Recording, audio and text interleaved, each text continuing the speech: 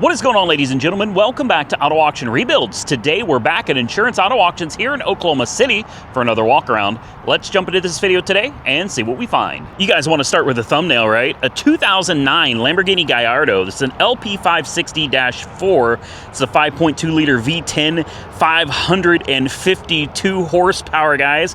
Automatic transmission in the perfect color for a Lamborghini, in my opinion, yellow. Absolutely beautiful car, listed as an interior burn. It looks like it may have been more than an interior burn, judging by everything going on back here. Absolutely gorgeous car. Unfortunately, they've got it all wrapped up back here to protect the engine and everything, so you're not going to be able to see anything back here. I don't even know if we're going to be able to see anything inside the car either. Let's find out. Look, ooh, I mean, she got real hot. How bad is it? Well, you know, the interior, surprisingly, does not smell like smoke at all. Does not. Oh, wow. Take a look at that dashboard. Look at the gauge cluster. It still has power too, guys. That's almost scary.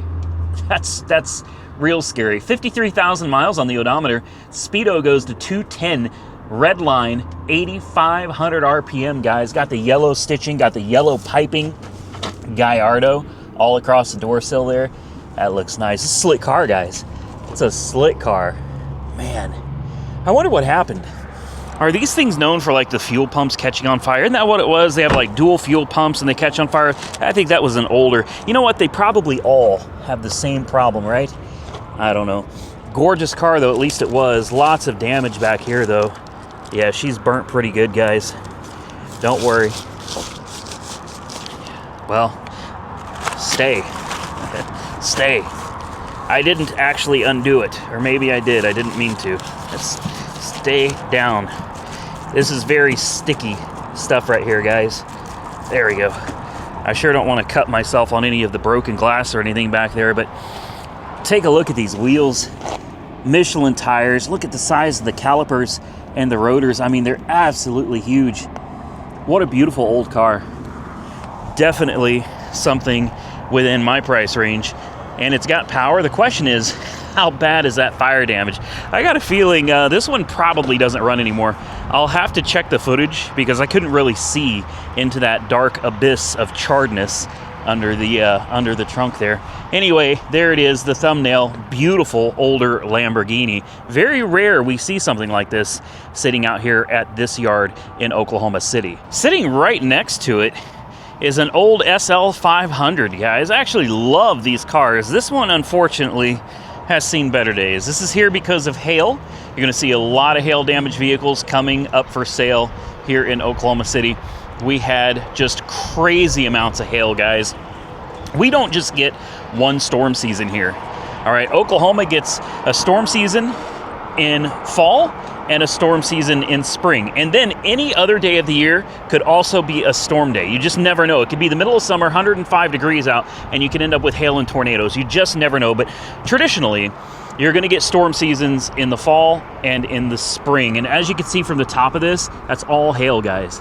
I mean, everything you see here, this is all hail damage. Now, the car is a brilliant white color, which is gonna make seeing the hail damage very difficult. You combine the fact that it's got dust and dirt all over, it makes it even harder to see where the hail damage actually is. I see a big one right there, but this car is so dirty, it's gonna be really hard to see all of the hail damage on it, especially with as bright as it is out today. Let's take a look at the interior real quick. It's got power. We may be able to start this one up, guys. So the entire convertible top is going to be trashed on this. You're going to need a new one of those.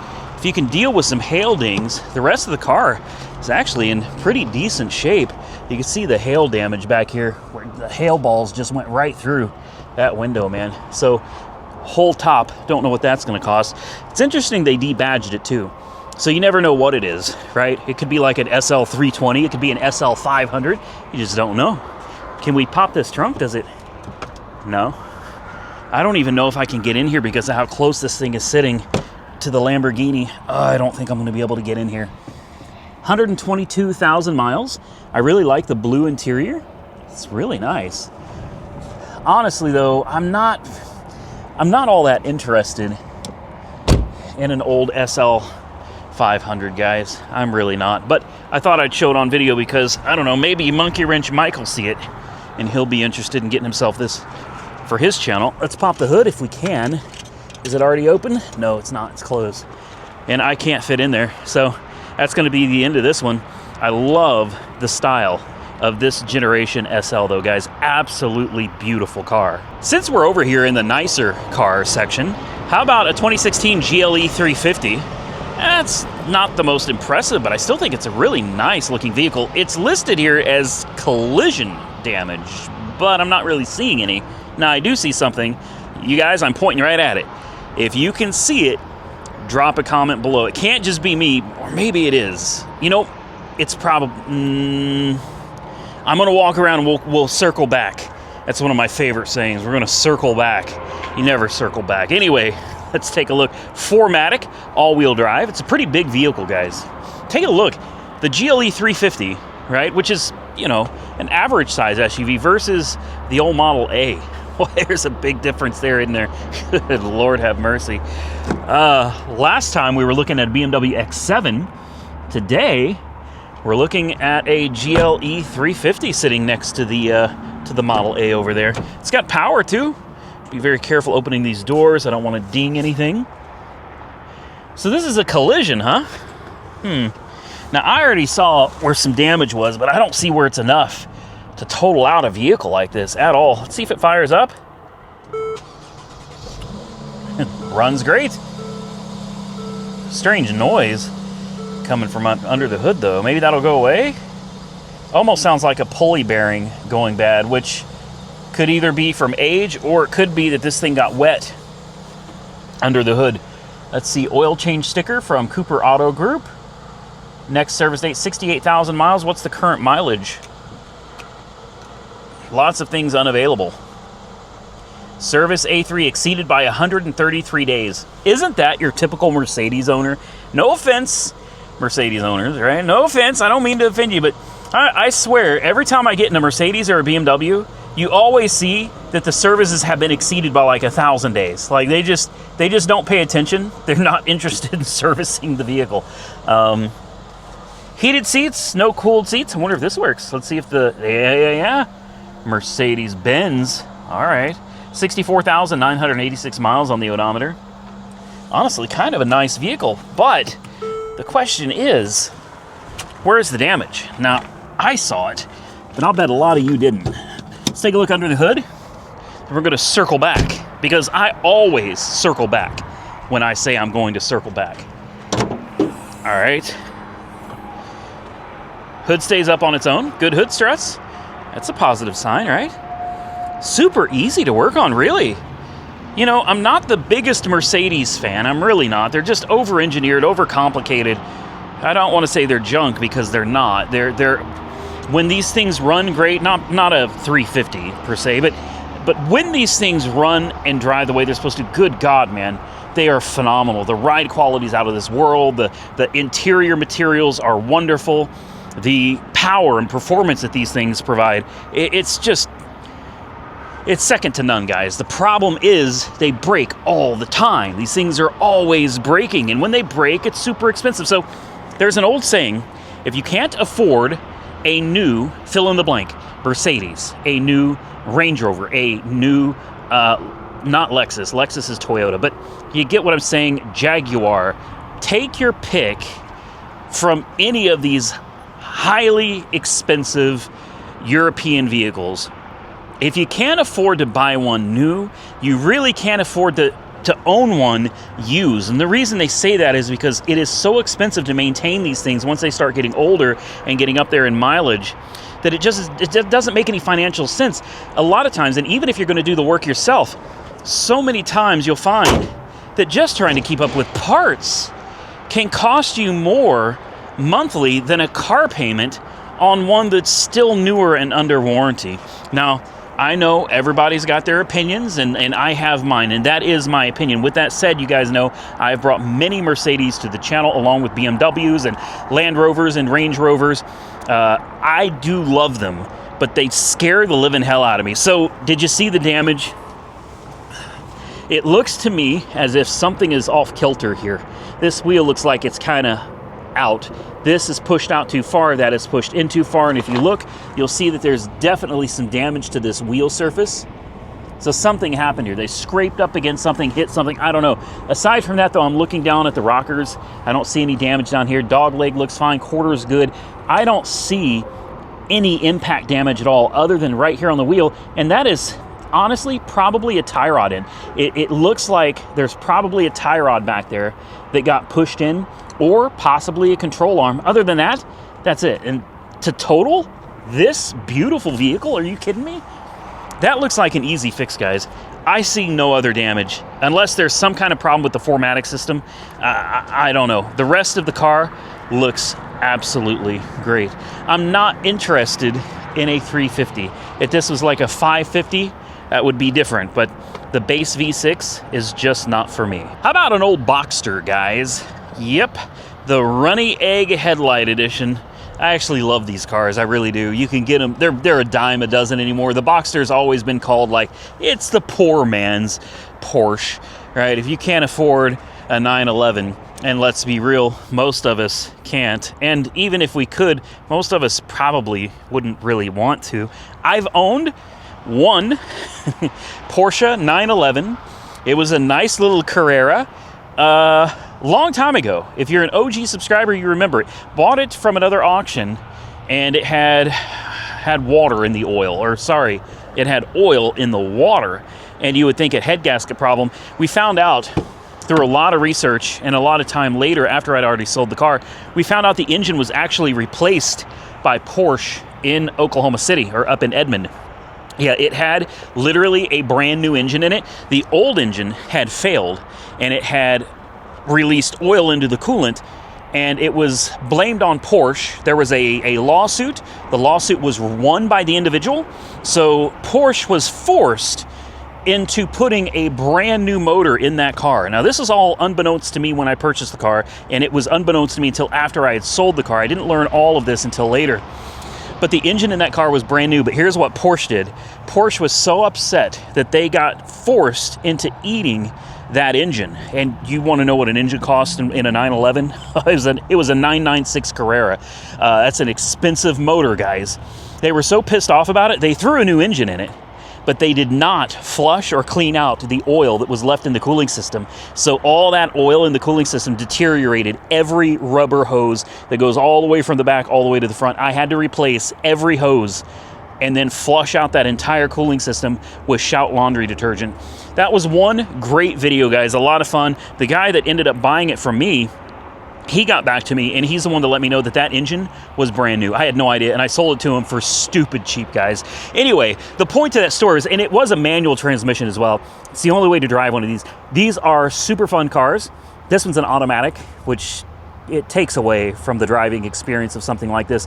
The thing is, though, these cars have pretty decent horsepower. They don't have a whole lot of torque. They have kind of a linear torque curve, so the power band is just kind of, you know, it's a nice, fun little car, guys. Going around corners is absolutely great. Tail of the Dragon would be a lot of fun in something like this, but for every day, not really, guys. This is not a performance car. This is like an old man's daily driver. Have some fun going through the twisties kind of car. Even the Carrera that I had, it just wasn't fast, guys. Not for me. I never found Porsches to be particularly fast cars. They're enjoyable, they're fun to drive, but ultimately not something that I would own long term. Just not for me. Now, to get into the trunk, or the whatever they call it, this is the engine compartment. You open this, but there's no engine back here. You do have some of the front end components though, which is nice. You got the gas cap, which is in the front fender. You have up here, you have coolant, oil fill, and an oil dipstick. And that's it, because this is truly a mid-engine car. The engine actually sits like here in this, which is kind of interesting. In the Carrera that I had, the engine was actually back here. As soon as you popped this trunk, you literally had an engine sitting right here. I think it's still considered a mid-engine car, but the engine was really like from here back, so it took up a whole lot more space. It was a fun car though. I won't say that it wasn't. It just didn't really do anything for me. And the only Porsche that I think I would consider buying is maybe a Cayman or a Boxster. They're cheap. They're a lot of fun for what they are. I think it's the best bang for your buck that you're going to get out of a Porsche. This one is a little too far gone for my taste, though. Now, as I'm walking around out here, I ran into this car that you guys have already seen, the pink Jag with the black stripe. We actually found the owner of the car, which I thought was really cool. It doesn't happen very often on the channel, but go check out that pink Jag on Instagram, and you will see what this car looked like in its prime. Absolutely beautiful, beautiful car. We found out all this damage down the side was caused by a tornado. And then the car apparently was having some electrical problems. I'm not going to say it. I'm not going to say it. Jaguar things. Apparently phantom battery draining, and the car locked itself, I guess, with the keys in it or something. They could not get into the car. The car had locked itself up. They couldn't get in. They had to bust this window afterwards. So it was like a carport during a tornado actually just blew into this thing, and not only damaged, or actually totaled this car. The Jag dealership quoted like $28,000 or something to fix this damage. Which I'm saying is absolutely ridiculous. I'm telling you, I could find 10 guys on the south side of Oklahoma City that could fix that damage for $5,000 or under all day, every day, and it would look just fine. But it also damaged the mother's vehicle as well, smashed into the back of that, and this one ultimately ended up totaled. Now, this is something I would have been very interested in if I had not known that it was having electrical gremlins. Apparently it was sent to like 2 different shops. They tried to get it fixed, and it just didn't happen. Apparently the car does have some kind of a phantom battery drain, and it does like to lock itself and do some other weird stuff. So for that reason, I'm not interested. I do think that the payout on this from the insurance company was like, I think it was $13,000 for this car. And they're asking $11,500. So as you can see, the insurance company is absolutely going to take a loss on this car, because guess what? It's still here. They were asking, I think, $12,500 in the last auction. It didn't bring it. I think the high bid on this car was $6,500. And that's honestly probably all it's going to bring. I doubt that this car brings more than $7,000. So the insurance company is going to eat the rest of that money on this car. Go check out that pink Jag and tell them we said, hey, from Auto Auction Rebuilds. Now, I typically don't show these really wrecked cars like this because there's no point. I used to, and people seem to enjoy it, but ultimately, most of these cars are just too far gone for anything I'd be interested in doing with them. So I saw this, though, and I thought, wow, man, I always see so many Challengers and Chargers completely crunched. The front, the back, or the quarter panels where it looks like they lost it, went into a pole. And look, here's another one. Another Challenger sitting right next to this one, both of them with front end damage. Now, I'm not going to speculate on how this may have happened. I'm just going to say it's always Challengers and Chargers. And you're probably thinking, well, that's awful biased, Randy, because, Mustangs run over people all the time. And you're right, absolutely.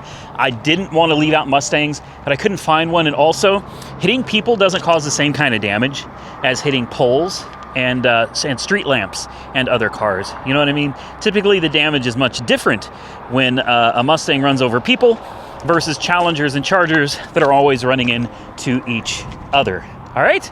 Moving on. Now, a lot of you tell me that you're interested in these RVs, campers. I'm interested in them, just not so much. I'm more into cars. I think the majority of you are too. But because there are some of you that really enjoy this type of content, we're going to just walk through this one real quick. We'll have a quick look at it and see what it's all about. This is interesting. What is this? Propane or something? Is this the oven? Maybe this is the refrigerator. I know that some of the refrigerators, maybe all of them, have a dual option to run off of electricity or propane, which is kind of cool. So if anybody knows what this is or what went here, I'm guessing the refrigerator. It's got a slide out. I like that. Lots of storage options. Got to be careful walking through here because you can get really hurt. Uh-oh, biohazard. Oh boy. Well, that could mean a lot of things, guys. It could mean somebody got very, very injured inside. It could mean the roof came off and the whole interior is full of mold. It could be a combination of things. However, just taking a quick look at it, I don't really see any damage. Cracked windshield all the way across. That's interesting. No, I don't see any damage on the exterior other than, you know, peeling clear coat and stuff from age. Oh boy. So biohazard, huh? Typically that means you probably shouldn't go inside, but because I don't care about my health, we're gonna hop inside. We're gonna take a quick look and see exactly what's going on here. Oh, there's foil. That's common, believe it or not. Foil on the windows is common. If you see that in the suburbs, you typically think, tweaker house, right? That's the trap house right there. But on RVs, these things do get really, really hot. So a lot of people put foil over the windows just to try to keep some of the heat down. Why do I feel so nervous about walking inside of this one? I do this all the time. I think I'm stalling because I'm afraid of dying. If you guys know the movie reference that I got that from, well, ooh, comment it below. Uh-oh. Whoa, hey, I stepped on this and this kind of came off. What is that, batteries? Yeah, I think that's where batteries went. What is this? What are these? Oh, wow. Servers or something, I don't know. An oven? I have no idea. What is all over the floor there? Wow. Hey, at least you got some dust remover. I think we all know what they were doing with this, right? I think we are all on the same page here as to what was going on in this thing. A fuel pump in a cabinet. I'm surprised we don't see a bunch of catalytic converters in here too. Oh, looky what we have here. Interesting camera. A Minolta. Remember Konica Minolta? Minolta lens zoom, APZ quartz date, Freedom Zoom 105i with some undeveloped and now overexposed film. Boy, this is a disaster. Wow. I feel bad for whoever had to tow this thing in, man. Slide control, the steering wheel's wrapped up, windshield's cracked, somebody splattered soda pop all over the screen there. I wonder what this will go for. I love it. I absolutely love it. They've got all the windows open, so it's been nice and wet in here. Refrigerator's right there, and I'll bet that's where that cover was opened up at. And what's this crystallized substance all over the roof? Huh. What do you guys think that is? Could that be... I shouldn't have looked up. Could that be... No, I'm not going to say it. Walkie-talkies. Wonder who they were trying to keep in touch with. Who they were trying to avoid. This has all the makings of a meth lab. There, I said it. I wasn't going to, but I said it, right? Just, you know, yeah. That's what I think. Maybe it was a mobile meth lab. I don't know. There's somebody's hair on the floor. That is always a great sign. What do we got going on here? I'm being very careful walking because I feel like, oh boy, there's somebody's petroleum. Hold up. Hold up. Oh, hold up. Wait a minute. What do we got here? We got some foil. We've got, you know, I'm not gonna lie. That's pretty big. Good God. I suddenly feel very inferior. I mean, seriously, that's, you know, maybe not long, but definitely girthy. Prescription pills and makeup. Somebody busted through the bottom of the bed almost like they were looking for something, huh? A paint gun. Boy, such a random lot of stuff in here. And then, what do we got here? We got some heads. Wow, this is, I shouldn't touch anything in here. That's the truth. What do we got here? We got a cat. All right. And then, of course, petroleum jelly, you know? Petroleum jelly. And then this beautiful candle right here. Strange. Very strange. You have some grown-up Depends underwear for women. Huh. Boy, I just, Oh my God, what is this? Hold up. Oh, I see why it's biohazard. Holy crap, how did I miss this? Yeah. Needles. Needles. There are needles all over the floor. And then whatever that thing is. Oh boy. Yeah, let's get out of here. Yeah, I didn't see those. I guess we found the biohazard, right? Good Lord. This kind of stuff is dangerous, guys. Very dangerous. Then we got what is this? We got a love letter. We got some more foil. Who knows what's in that? That was my knee that cracked, by the way. I was hoping it was the floor. It wasn't. That was my knee. Huh. Well, let's check the bottom of my shoes. Make sure we don't have any needles stuck to them. Nope, we're good. All right, I think one of these is enough for one day. Let's go back to cars. I'm not gonna lie. I'm waiting for the day that we review one of these, like cracked out RVs. And somebody comments on the video and says, that was my RV. I went to jail in that RV. Those are my needles. That's my candle. You know what I'm saying? That's my candle. You'd be surprised. Someday, somebody's going to claim one of those and be like, that was totally me. I'm going to be real proud of it too. All right, guys, let's fast forward through all this junk. Let's try to find something kind of cool. Well, this is as good as I could do for you guys. A Chrysler 300C. I actually really like these. What year is this? 07, 08. It is a 2007. It is a run and drive, 172,000 miles. Interesting. I don't see any hail damage. It does have a ton of scrapes and scratches. That's interesting. SRT design. What does that mean? I saw one of these before. Oh. Never mind. Well, that just...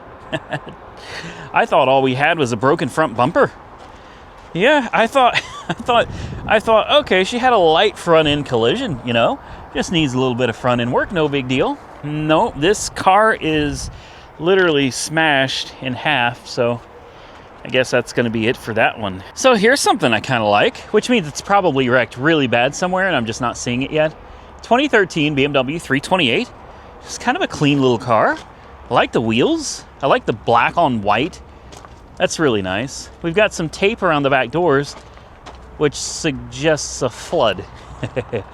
Yeah, they typically do this when it's a flood car.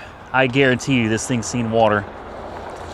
And it's got a tow hook in the front of it. That's usually not a good sign either. It says it's a run and drive though. I like this. I do. I like this little car. Let me find somewhere to set my bag down. I guess we can just set it right here. Can we open this door? Nope. It's not going to happen. It's all right. Let's just try the driver's door. What do you think? Water intrusion? I guarantee it. Oh, wow. Oh, my. Why did I breathe that? Yes. Yeah, this is absolutely water intrusion, 100%. I'm going to open these doors. We're going to try to let some of that out because I am interested in the car. But oh my, I can't breathe that.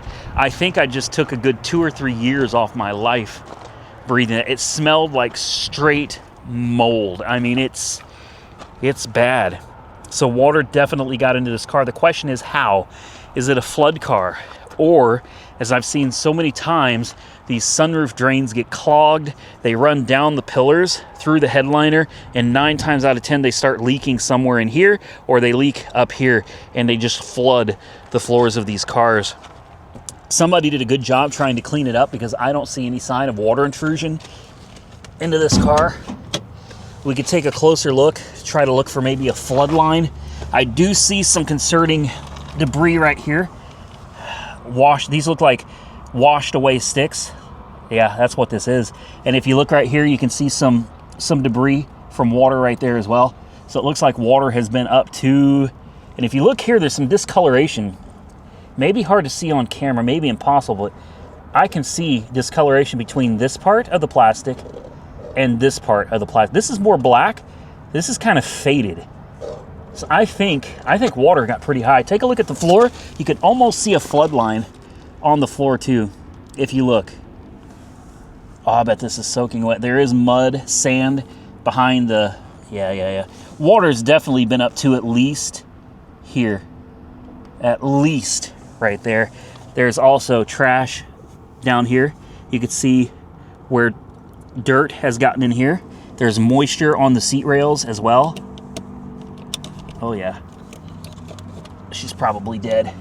Everything's been opened to try to dry things out. My question is how high did the water get in here? That's my only real question. I don't mind a flood car, especially here in Oklahoma. These are going to be fresh water, so no big deal. The problem I currently have, though, is a lot of cars are going to start flooding in, no pun intended, but a lot of cars are going to start flooding in from Florida, okay? And that whole side of the country that we ended up with hurricanes and tornadoes. You're going to start seeing a lot of cars flooding in all over the country. They'll end up in California, Texas, Colorado, Oklahoma. I mean, these things are going to be everywhere, guys. It's really important. You take a look. This is from Moore, Oklahoma, is what it says. Water damage. It even said flood on the windshield, and I didn't see it. Huh. This is one I need to do a Carfax on and find out where this thing was owned, because if this has come from anywhere on the East Coast, this is something I'd probably want to avoid. If it's freshwater flood damage, that's a different story. And boy, oh boy, I don't know how well you guys can see down there, but I mean, there is debris all over this thing. Looks like water definitely got pretty high. I can see trash all the way up to the exhaust. It's actually, there's mud. Can you guys even see down there? On top of the catalytic converter, you're looking right at it.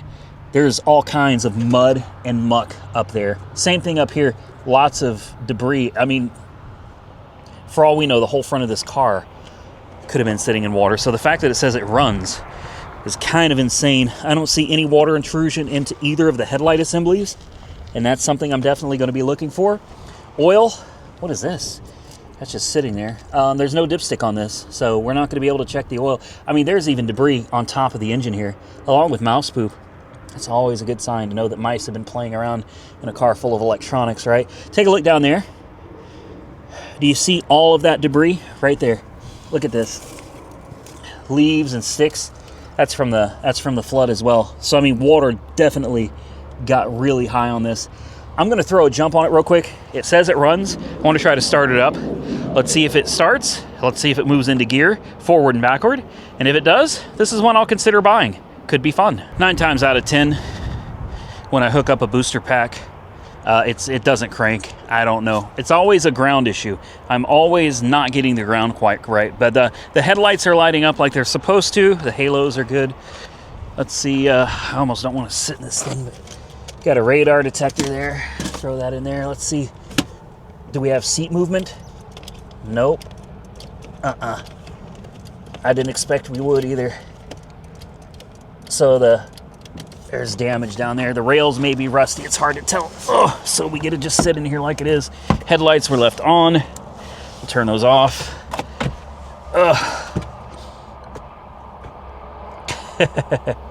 And everything went out. I told you. 9 times out of 10. My ground is never good enough for cranking these over. What I missed, I didn't see it, but there's a grounding point right there. You're supposed to hook this to. There we go. Maybe that'll do the trick. Let's try it again.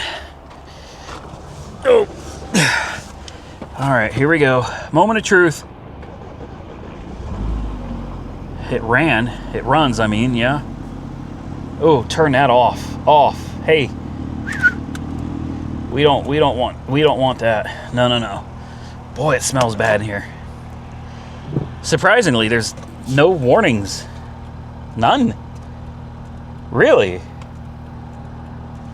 No warnings on the dash at all from a flooded BMW? Of course, you got flappy paddles which is always nice. Automatic transmission. You got sport mode. There we go. It sounds good. Oh, there we go. Now we've got, well, it went away. There was a weird warning that popped up here. Interesting, this screen just turned off and now it's back on again. And now it's off again. Brake system, drive moderately, and then it's gone. Oh yeah, here we go. These are the problems I was looking for, guys. Backwards? Yes. Forwards? Surprisingly, yes, it goes forward and backwards. Very, very interesting. Let's go ahead and turn on the air conditioning. Let's just see if it works. The blower motor comes on. And AC says it's on. Give it a second, we'll find out. Let's see if windows work. Oh, wow, yes. Less important window. Yes. Let me try my seat again, see if it'll go forward and backward. This is an M Sport too. My seat controls do not function at all. They don't go forward, backwards, up, down, like nothing. Nothing at all. Air conditioning does work. It is on. We're going to turn it off. I don't know, guys. I don't know. Yep, the screen just turned off again. I don't know what's going on with that. When I rev it up, the screen turns off. That's bizarre. Oh, do we want to take a risk on a flooded BMW? I just don't know. I do like the car, though. I do. Hell, this would be a good one for Nick, right? We'll give him a flooded BMW. A 328 with the M Sport emblems. Oh, man. You know, honestly, though, probably wouldn't be too bad of a car for the kid. All right, let's shut her down, guys. I think we are done with this video. So do me a favor, if you enjoyed today's video, hit the thumbs up button and let me know. Consider subscribing to the channel if you're not already subscribed. And until next time, stay safe out there, everybody. I look forward to seeing you all again very soon in the next one.